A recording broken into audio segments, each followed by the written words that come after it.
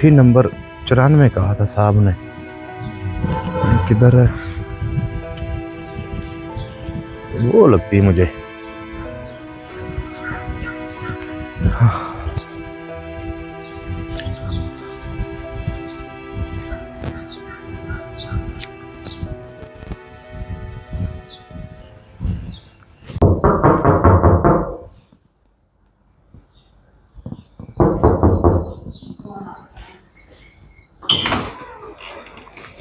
जी, तुम कौन हो? वो बेगम साहबा, साहब जी ने मुझे एड्रेस दिया था आपके घर का कि आपको नौकर की ज़रूरत है, तो इसलिए मैं हाजिर हुआ था। ये देखिए एड्रेस है। ड्रेस तो मेरे ही घर के है, लेकिन उन्होंने तुम्हें हायर किया है। अच्छा चलो तुम आओ अंदर। जी बेगम साहबा।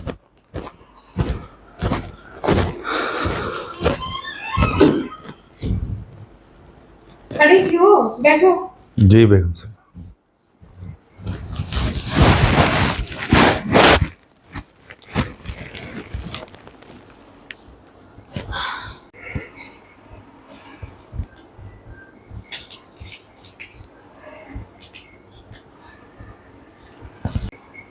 तुम आ तो गए हो, काम क्या कर लेते हो?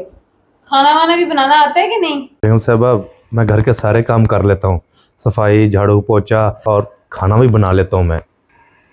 चाइनीज खाने बना लेते हो? मैं तो चाइनीज ही खाती हूँ।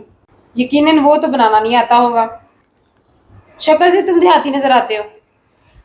उन लोगों ने तो कभी सुना ही नहीं होगा, बनाने तो बड़ी दूर की बात है। बेगम साहबा, बनाने तो नहीं आते मुझे चाइनीज़ खाने, लेकिन मैं बहुत जल्द सीख जाऊंगा। अच्छा खैर, तुम बैठो, मैं आती हूँ अभी।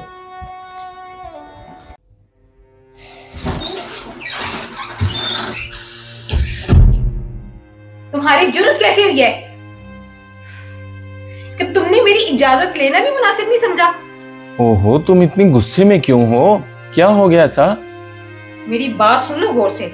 ये घर मेरा है, क्योंकि ये सब कुछ मेरे बाप का दिया हुआ है। तो मैंने कब अपने नाम करवा लिया? बैठ के बात करो। तुमने मेरी इजाजत भी लेना मुनासिब नहीं समझा। तुमने उस नौकर को हायर क्यों किया है? ओहो, तो ये बात थी। तो इसमें इतना गुस्सा करने की क्या जरूरत है? देखो, उसे नौकरी की बहुत ज्यादा जरूरत है। मैंने इसलिए उसे बुलाया था। मैंने कहा हमें भी तो जरूरत है किसी काम वाले की, तो किसी को भी तो रखना था ना। तो मैंने कहा कि चलो उसे रख लेते हैं। किसे रखना है किसे नहीं रखना, ये मैं फैसला करूंगी, तुम नहीं। और वैसे भी वो देहाती गवार इंसान, तुम्हें लगता है कि मैं उसको घर में रखूंगी?